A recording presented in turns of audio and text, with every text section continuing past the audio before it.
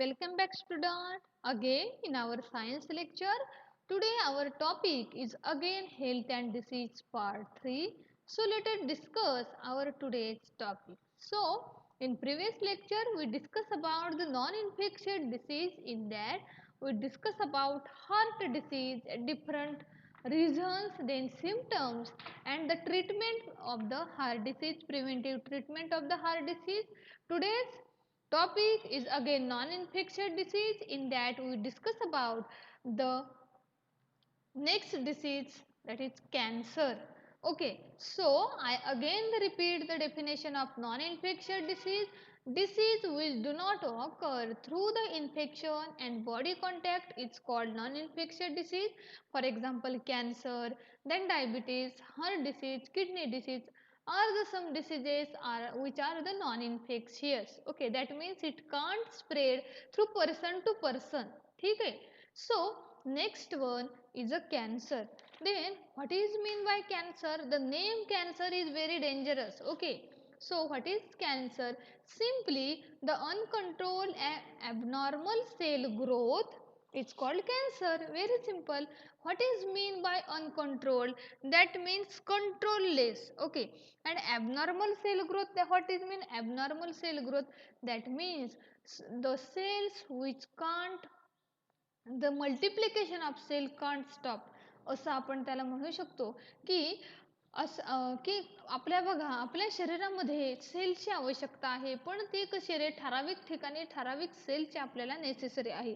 पण जेव्हा एखाद्याच्या बॉडीमध्ये ॲबनॉर्मल अनियंत्रित अशा सेल्स पेशी वाढू लागतात तेव्हा त्या व्यक्तीला कॅन्सर झाला आहे असं आपण म्हणू शकतो. प्लस काय होतं रे, त्या सेल्सचा ट्यूमर तयार व्हायला सुरुवात होते. म्हणजे the uncontrolled and abnormal cell growth is called cancer. Group or lump of cancerous cell is called the malignant tumor. Cancer can occur in various organs like the lung cancer, mouth, tongue, stomach, breast, uterus, skin and the tissue. बघा म्हणजे काय रे, तर uncontrolled आणि abnormal बॉडीमधल्या सेलची वाढ होते, त्याच्यावरती control नाही आहे आणि त्या एक्सेस झालेल्या सेल बॉडी कुठंच ठेवू शकत नाही. त्यामुळे त्या सेल एकावरती एक वाढत जातात. ज्या पद्धतीने आपण जर वीट कन्सिडर केला, गहू कन्सिडर केला, एक गहू सिंगल आहे, त्याच्यावरती आणखीन एक गहू, त्याच्यावरती खूप सारे एकावरती एक जर आपण गहू टाकले तर त्याचं काय होईल रे, तर त्याची एक मोठं अशी रास तयार होईल. अगदी त्या पद्धतीनं या सेल्स एकावरती एक काय होतात रे, तयार होतात आणि त्याचा लंप तयार करतात, छोटी गाठ तयार करतात आणि that lumps after some time converted into the malignant tumour. आणि त्या छोट्या लंपचं कन्वर्जन पुन्हा काही कालांतराने आणखीन सेल्स वाढतात बॉडीतल्या आणि कशात होतं रे, ट्यूमरमध्ये होतं आणि त्या ट्यूमरलाच आपण कॅन्सरची गाठ असं म्हणतो. लक्षात घ्या की कॅन्सर आहे, इतर सुद्धा गाठी आपल्या शरीरामध्ये असतात, प्रत्येकाच्या शरीरामध्ये असतात. Each and every tumour is not a cancerous tumour. Remember that. तुम्हाला वाटेल की आता माझ्या इथं गाठ आहे, तिथे गाठ आहे, किंवा त्या व्यक्तीला इथं गाठ आहे, XYZ तिथं आहे, म्हणजे त्या व्यक्तीच्या बॉडीमध्ये जर गाठ आहे दॅट मीन्स त्याला इंग्लिशमध्ये आपण ट्यूमर म्हणतो. तर त्याला कॅन्सर आहे का? नाही. काही मसल्सच्या गाठी असतात, काही आपल्या ब्लडच्या गाठी तयार झालेल्या असतात. अशा वेगवेगळे रिझन्स आहेत की सेल्सचे ट्यूमर तयार होण्याचे. Okay, so small tumour is called the lumps and these lumps again form the malignant tumor. Remember that the cancerous tumor is called the malignant or the lump. Very important term related to the competitive exam. Okay, so the cancer, I think you understand about somewhat about the cancer, definition of cancer.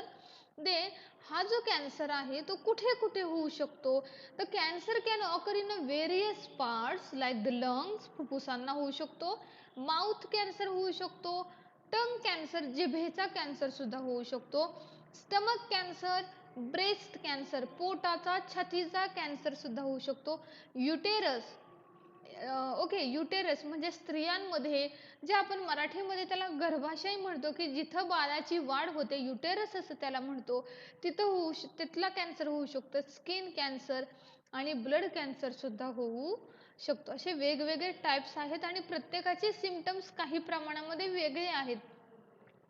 पण प्रामुख्याने जर lungs असेल, mouth असेल, stomach, breast, uterus यांच्यामध्ये काय आढळून येतं रे, तर तिथं ट्यूमर आढळून येतो. नो डाऊट ब्लडमध्ये, पण ते ब्लडमध्ये जास्त करून आपण म्हणू शकत नाही, पण हे जे काही lungs, mouth, then the stomach, breast and uterus त्याच्यामध्ये गाठी आढळून येतात आणि ती गाठ डॉक्टर काय करतात, तर त्याचा एक छोटासा असा पीस कट करतात आणि तो टेस्टिंगसाठी पाठवतात आणि आफ्टर टेस्टिंग समजतं की ती जी गाठ आहे whether it is cancerous or non cancerous. ठीक आहे. सो लक्षात ठेवा, uncontrolled and abnormal cell growth is called cancer. Group or the lump of cancerous cell is called as a malignant tumour. ठीक आहे. ग्रुप किंवा लंप याला आपण malignant tumour असं म्हणतोय. The cancer can occur in a various parts like the lungs, then stomach, breast, etc. Then next one, what are the reasons to cause the cancer? Cancer होण्यापाठीमागं महत्त्वाचे कोणते reason आहेत? There are so many different kinds of reason behind the cancer causing of cancer. म्हणजे cancer होण्यापाठीमागं खूप सारे इतर reason आहेत. For example, well known reason is a tobacco consumption, gutka, smoking, alcoholism. All of you know that. Okay, so consumptions of the tobacco, gutka, smoke, alcoholism, lack of fiber content fruit or the food, very important. lack of fiber content म्हणजे काय, तर असं food material आपण खातो की त्याच्यामध्ये fibre नाहीये. Leafy vegetables आपण खात नाहीये, फूडमध्ये आपला समावेश नाहीये, त्यामुळे आपल्या बॉडीमध्ये पॉयझनस सबस्टन्सेस जातात.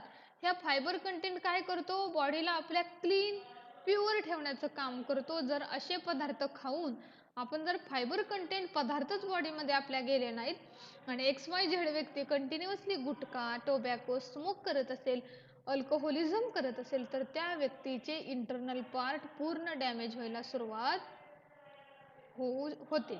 मग माउथ कॅन्सर बघा, भारतामध्ये पुरुषांमध्ये मेलमध्ये हा रेशो खूप जास्त आहे due to the consumption of the tobacco.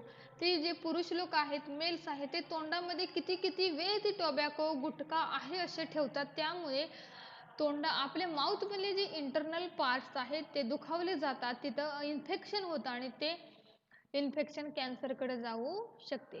त्यानंतर हे काही रिझन्स आहेत, पण याच्या व्यतिरिक्त the excessive consumptions of the junk food like the pizza, burger are some of the many possible reason. कधी कधी जर आपण नको असलेले फूड मटेरियल जर जास्त प्रमाणामध्ये खाल्ले तरी सुद्धा बॉडीमध्ये काही चेंजेस होऊन कॅन्सर होऊ शकतो. Then heredity may also be reason. बघा, हेरिडिटी हे सुद्धा रिझन असू शकतं कॅन्सर होण्याचं. म्हणजे जर मदर, फादर, पॅरेंट्समध्ये किंवा त्यांच्या आपल्या ग्रँडमदरमध्ये कोणाला कॅन्सर असेल तर पुढच्या जनरेशनमध्ये तो होऊ शकतो. Then heredity may also be a reason. Okay, म्हणजे मी तेच सांगितलं what is mean by heredity. Last व्हिडिओमध्ये आपण पाहिलेलं आहे that the genetic material transferred from mother father to the offspring.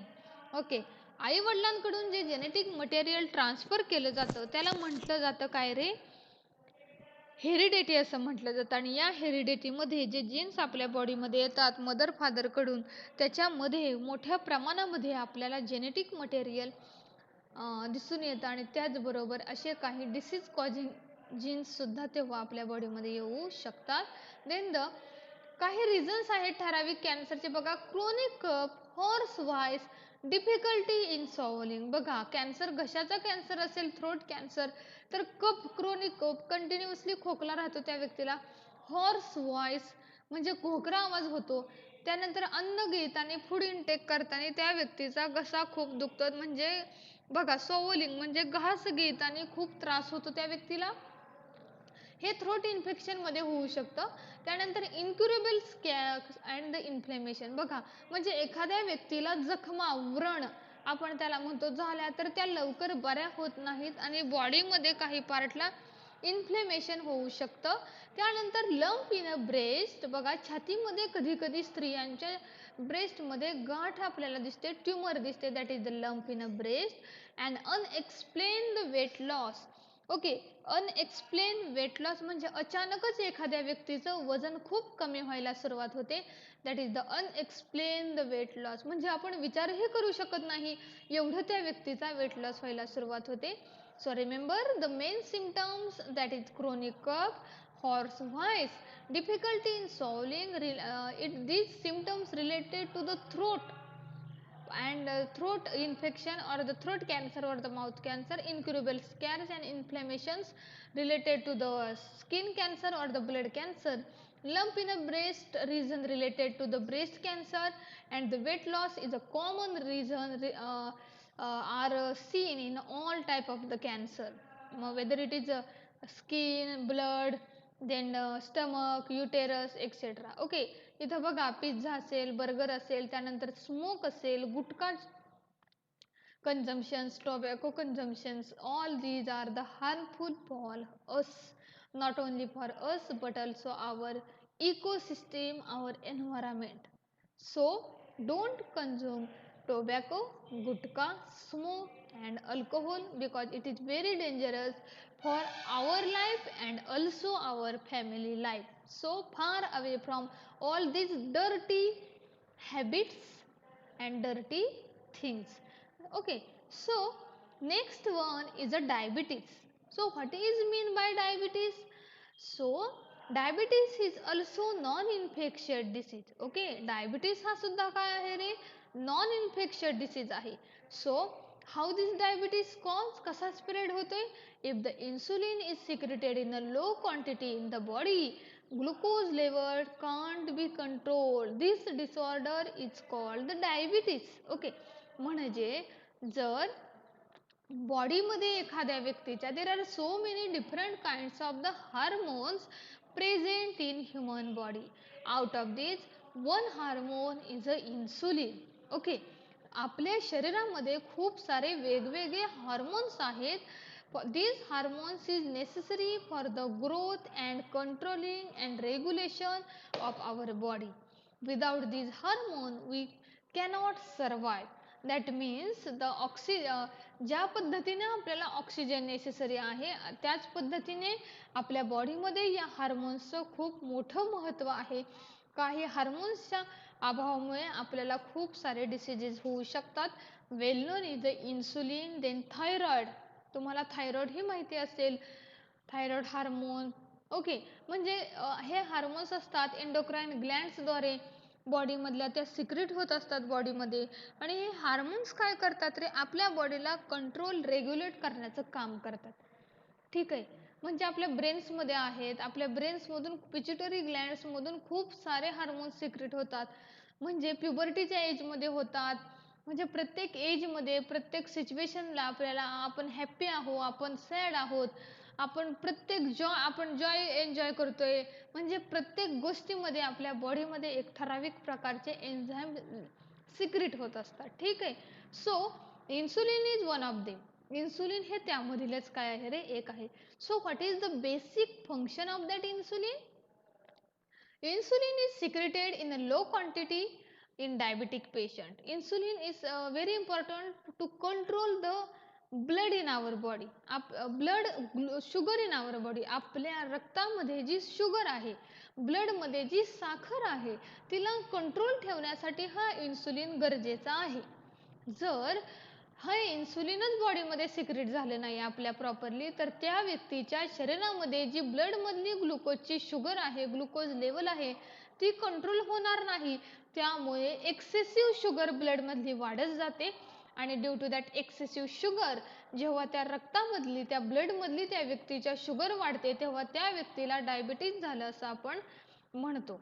पण हा डायबिटीस का होतोय रे, तर साखर खातोय आपण म्हणून डायबिटीस होतोय असं नाही. नो डाऊट ते एक रिझन आहे, पण झाल्यावरती पण होणं पाठीमागचं मेन काय काम आहे, रिझन आहे. तर बॉडीमध्ये हे जे इन्सुलिन आहे की नाही, INSULIN, हे जे इन्सुलिन आहे ते काय करतं तर आपल्या ब्लडमधल्या शुगरला कंट्रोलमध्ये ठेवण्याचं काम करतं. तुम्ही विचार करा, जर हे इन्सुलिनच शरीरामध्ये तयार होत नसेल तर ब्लडमधली शुगर कंट्रोलमध्ये राहणार नाही आणि ब्लडमधली शुगर कंट्रोलमध्ये राहत नाहीये, इन्सुलिन नाहीये, त्यामुळे ती वाढत वाढत जाते आणि ती वाढते म्हणजेच त्या व्यक्तीला डायबिटीज झाला असं आपण म्हणतो. हे का असं होतं की इन्सुलिन कमी होण्यापाठीमागचे रिझन्स काय काय आहेत बघा. या पिक्चरमधून तुम्हाला क्लिअर होईल की इथे एक पिक्चर दाखवलेला आहे आणि हा माउथमधून खूप सारा फूड मटेरियल त्याच्या बॉडीमध्ये चाललेला आहे. तुम्ही पिक्चरचं जर कंपॅरिझन केलं तर आपल्याला एक बॅलन्स आणि एक अनबॅलन्स फूड मटेरियल किंवा डाएट आपल्याला पाहायला मिळतोय. जर आपण फर्स्ट पिक्चर कन्सिडर केला तर बघा, पिझ्झा, बर्गर, ब्रेड्स वगैरे, जाम वगैरे आपल्याला दिसून येते. द फास्ट फूड आहे हे. आणि हा जर सेकंड पिक्चर आपण पाहिला तर बघा, नट्स आहेत, त्यानंतर प्रोटीन कंटेंट फूड मटेरियल आहे, त्यानंतर आपल्याला अजून व्हेजिटेबल्स आहेत. म्हणजे हे कसं रे झाले, बॅलन्स डाएट झाला. म्हणजे minerals, protein, fibre content food आपल्याला ह्या पिक्चरमध्ये पाहायला मिळते. That means it is a balance food. आणि हे जे आहे ते कसं आहे रे, अनबॅलन्स. मग लॅक ऑफ फिजिकल एक्झरसाइज असेल, बॅलन्स आणि अनबॅलन्स फूड मटेरियल असेल, या सर्व गोष्टींमुळे डायबिटीज होऊ शकतो. म्हणजे याच्यामुळे डायबिटीज होतोय म्हणजे काय, या सर्व गोष्टी आपल्या बॉडीतल्या हार्मोन्स लेवल काय करतायत, कमी करतायत आणि त्या हार्मोन लेवल कमी झाल्यामुळे त्या व्यक्तीला डायबिटीज होऊ शकतो. दुसरे पण रिझन्स आहेत बघा. हेरिडिटी म्हणजे आत्ताच मी सांगितलं की अनुवंशिकता मदर फादरला जर असेल तर पुढच्या पिढीमध्ये, नेक्स्ट जनरेशनमध्ये तो होऊ शकतो. देन ओबेसिटी, दॅट मीन्स लठ्ठपणा, हेवी, फॅटी, त्याला आपण ओबेसिटी असं म्हणतो. That is BMI, body mass index proper नसणं, त्यावेळी ती व्यक्ती ओबेसिटीकडे चाललेली आहे, लठ्ठपणाकडे चाललेली आहे असं आपण म्हणू शकतो. त्यानंतर लॅक ऑफ फिजिकल एक्झरसाइज म्हणजे व्यायामाचा अभाव असला तरी सुद्धा डायबिटीस होऊ शकतो. नुसतं खाऊन पिऊन तुम्ही बसताय, बॉडीला काही हालचालच नाहीये, मग ते हार्मोन्स किंवा आपल्या बॉडीतले इंटरनल ऑर्गन प्रॉपरली वर्क करत नाहीत, त्यामुळे प्रॉब्लेम येऊ शकतो. देन द मेंटल स्ट्रेस, मानसिक ताण. विनाकारण एखाद्या व्यक्तीला खूप ताण येत असेल तर त्या व्यक्तीला त्या ताणमुळे, त्या एक्स्ट्रा स्ट्रेसमुळे BP होतो, हायपर टेन्शन, एनेक्झिटी, चिंता, काळजी, या सर्व गोष्टींचा एक त्या व्यक्तीच्या बॉडीवरती होल परिणाम होतो आणि त्याच्यामधून त्या व्यक्तीला डायबिटीज होऊ शकतो. कारण जर आपण स्ट्रेस खाली असो तर त्या स्ट्रेसमध्ये सुद्धा विशिष्ट प्रकारचे हार्मोन्स आपल्या बॉडीमध्ये सिक्रेट होतात आणि त्यामुळे त्या व्यक्तीला त्रास होऊ शकतो.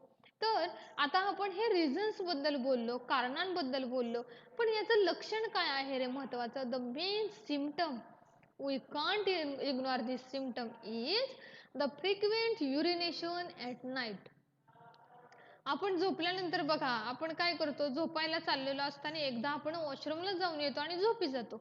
पण हे जे डायबिटिक झालेले पेशंट असतात त्यांना सारखं वॉशरूमला जावं लागतं. ठीक आहे, युरिनेशन त्यांचं खूप वाढलेलं असतं. का रे, कारण रक्तामधली, ब्लडमधली शुगरची लेवलच खूप वाढलेली असते, त्यामुळे एक्सेस झालेली शुगर त्यांच्या युरिनमधून बाहेर पडते. मग बघा, तुमच्या घरामध्ये जर डायबिटीजचे पेशंट आजी आजोबा असतील तर डॉक्टर त्यांचे ब्लड बरोबर युरिन सॅम्पल सुद्धा कधी कधी घेतात.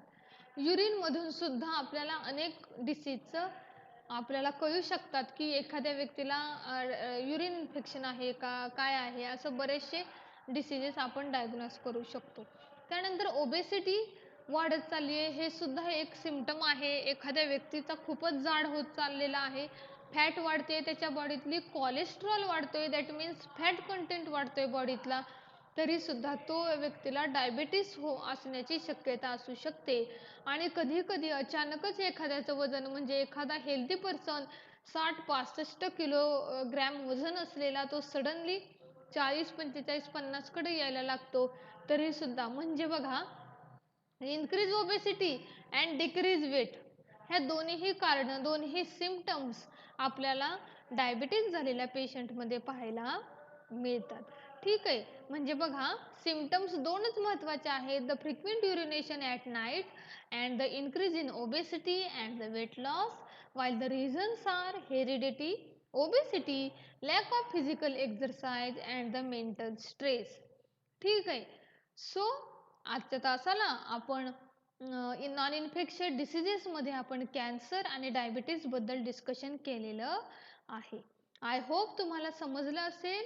राहिलेला भाग आपण नेक्स्ट लेक्चरला पाहूयात. So bye bye childrens, have a good day.